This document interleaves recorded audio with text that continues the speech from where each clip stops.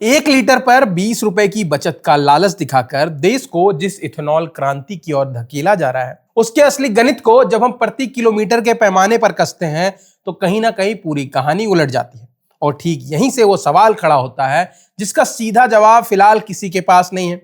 ना अपना मंत्रालय छोड़कर किसी और मंत्रालय में ज्यादा इंटरेस्ट लेने वाले मंत्री जी के पास, ना ही प्रधान जी को, और बाकी सरकार की तो बात क्या ही करें। जब देश की सड़कों पर दौड़ रही पुरानी गाड़ियां अब तक केवल 20% इथेनॉल वाले E20 तेल को ही ठीक से नहीं पचा पा रही, तब आखिर किस जल्दबाजी में E22, E25, 27, 30 और फिर E85 और अंत में शुद्ध इथेनॉल यानी कि E100 तक की घोषणा कर दी गई। इसके साथ देश के पहले E85 पंप की चमकती हुई तस्वीर भी आ गई है। कीमत राजधानी में करीब 82 रुपए प्रति लीटर रखी गई है। आम E20 के मुकाबले लगभग 20 रुपए सस्ती है। पहली नजर में किसी भी आम आदमी को यह 20 रुपए लुभा सकता है, लेकिन इस सस्तेपन के नीचे एक बात है जिसे कोई सब्सिडी, कोई नारा, कोई जल्दबाजी नहीं बदल सकती, और वो ये है कि इथेनॉल में पेट्रोल की तुलना प्रति लीटर लगभग 30% कम ऊर्जा होती है, और इसी वजह से ज्यादा इथेनॉल मिला हुआ तेल चलने वाली गाड़ियों को उतनी दूरी तय नहीं करवा सकता जितना कि आम तेल करवाता है, और माइलेज मॉडल के हिसाब से वो 20 से 30% तक लुढ़क जाता है। अगर कोई पेट्रोल कार E20 पर 18 किलोमीटर प्रति लीटर देती है तो वही गाड़ी E85 पर मुश्किल से 13 या 13.5 तक चलेगी। और देखिए कि हिसाब ये बैठता है कि E20 की प्रति किलोमीटर लागत लगभग 5 रुपए 67 पैसे रहती है, जबकि सस्ता दिखने वाला E85 असल में 6 रुपए 8 पैसे प्रति किलोमीटर तक पहुंच जाता है। यानी पंप पर 20 रुपए बचाकर भी जेब पर ज्यादा दबाव महसूस होता है। और आप समझिए कि जिस फ्लेक्स फ्यूल बाजार को दुनिया भर में मिसाल की तरह पेश किया जा रहा है, वहां एक सीधा सा सुनहरा नियम चलता है कि इथेनॉल जो है वो तभी आर्थिक रूप से ज्यादा समझदारी का सौदा बनता है जब उसकी कीमत पेट्रोल की कीमत के 70% नीचे होती है, जबकि हमारे यहाँ 85 अभी पेट्रोल की कीमत से 80% तक बिक रहा है। यानी हम उस लकीर से कोसों दूर है जहां ये वाकई फायदे का सौदा बनता।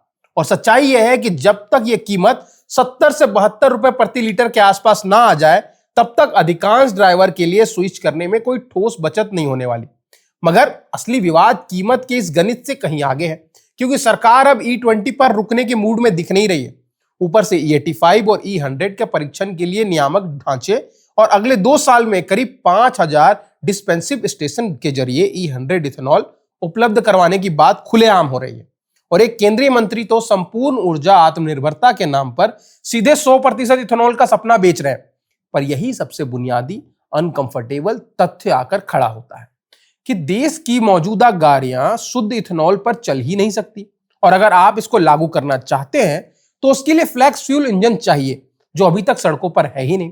और जिस ईंधन को घर घर पहुंचाने का दावा है उसके भंडारण, ढुलाई, डिस्पेंसिंग का ढांचा अभी कागजों से बाहर भी नहीं निकला है।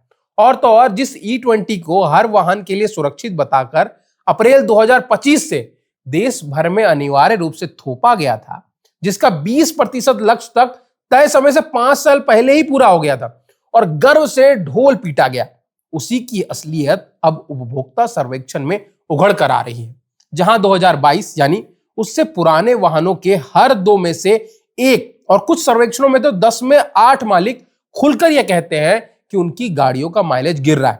करीब हर तीसरा मालिक इंजन, फ्यूल लाइन, टंकी, कार्बोरेटर्स में घिसाव और मरम्मत की शिकायत करता है। बाइक की टंकियों में समय से पहले जंग लग जा रही है, ठंड में स्टार्टिंग में दिक्कत है। एक मामले में तो शहर के एक महंगे कार मालिक को कथित तौर पर इथेनॉल की वजह से इंजन खराब होने में करीब 4 लाख रुपए देने पड़े मरम्मत करवाने के लिए। और ऐसी कई कहानियां हैं, जबकि सरकारी आंकड़े अभी भी माइलेज में महज 1 से 6% की गिरावट की रट लगा रहे हैं। और जो इंडिपेंडेंट सर्वेक्षण है वो असलियत में दिखाते हैं कि 10 से 20% की गिरावट आती है। यह विरोधाभास इसीलिए और ज्यादा चुभता है क्योंकि पुरानी गाड़ियों के मैनुअल तक साफ चेतावनी देते रहे हैं कि 10% से ज्यादा इथेनॉल वाले ईंधन फ्यूल सिस्टम और इंजन को नुकसान पहुंचा सकते हैं, और ऐसी स्थिति में मैन्युफैक्चरर की कोई वारंटी तक लागू नहीं होगी। हालांकि कई फैसले आए हैं जहां कहा गया है कि आपको देनी पड़ेगी, पर हमारे देश में यह नियम क्या कहता है और कोर्ट क्या कहता है ये बहुत बार अलग अलग सामने आता है। यानी जिस फ्यूल को थोपा जा रहा है उसी पर चलकर अगर इंजन बैठ जाएगा तो जिम्मेदारी भी मालिक की जेब पर ही आएगी। और अब उसी अधूरी तैयारी के ऊपर 30, 50, 100% का पहाड़ खड़ा करने की तैयारी है, जबकि बुनियादी होमवर्क जो है वो कहीं ना कहीं अभी भी बाकी है। और आपको बता दें कि देश की इथेनॉल उत्पादन क्षमता अब जो है वो बढ़कर 24 अरब लीटर सालाना तक पहुंच गई है, जबकि E20 कार्यक्रम की वास्तविक मांग केवल 11 से 12 लाख अरब लीटर के आसपास थी। यानी क्षमता जो है वो मांग से दोगुनी हो गई है। इसी को खपाने का सबसे आसान रास्ता यही दिख रहा है कि उपभोक्ताओं को ऊंचे मिश्रण की ओर धकेल दो, फिर चाहे उसकी गाड़ी का माइलेज गिरे या इंजन ही क्यों ना रो पड़े।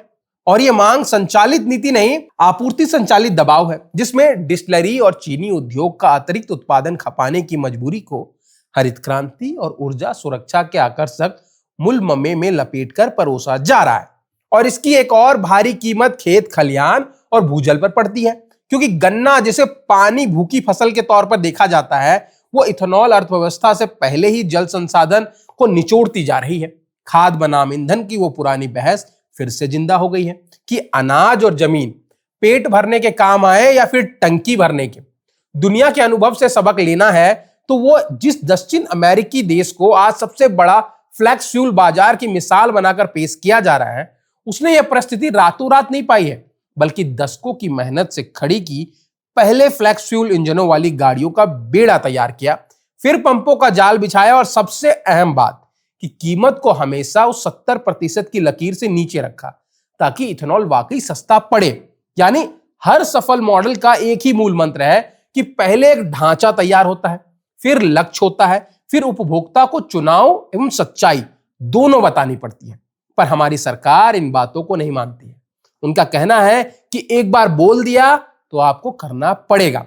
और हमारे यहाँ का तरीका उल्टी सीढ़ी चढ़ने जैसा ही है। पहले लक्ष्य घोषित करो, फिर ढांचे की चिंता होगी। बीच में पिस्सा आम आदमी, वो चालक जो ना तो अपनी पुरानी गाड़ी को बदल सकता है, ना महंगी प्रीमियम फ्यूल खरीद सकता है, और ना ही ऊंचे मिश्रण से बच सकता है। यह सच है कि आयातित कच्चे तेल पर निर्भरता घटाना, किसान इथेनॉल उत्पादकों को अतिरिक्त आय देना और कार्बन उत्सर्जन में कमी, यह सब वाजिब और जरूरी राष्ट्रीय लक्ष्य है। और यह भी सही है कि अगर वैश्विक कच्चे तेल की कीमतें तेजी से उछले तो घरेलू इथेनॉल किस हद तक कच्चे तेल के झटकों से बचाव का काम कर सकता है। पर ऊर्जा सुरक्षा का यह नेक मकसद उस मौन सब्सिडी की आड़ नहीं बन सकता, जो असल में आम उपभोक्ता के गिरते माइलेज, बढ़ती मरम्मत और छीनते विकल्प के रूप में चुपचाप लगा हुआ है। अब आपकी इस वीडियो पर क्या राय है, कमेंट सेक्शन में हमें जरूर बताइए। और अगर आपको ये वीडियो पसंद आया है तो इसको लाइक करें और ऐसी ही वीडियो के लिए सब्सक्राइब करें बजरबट्टू दुनिया को।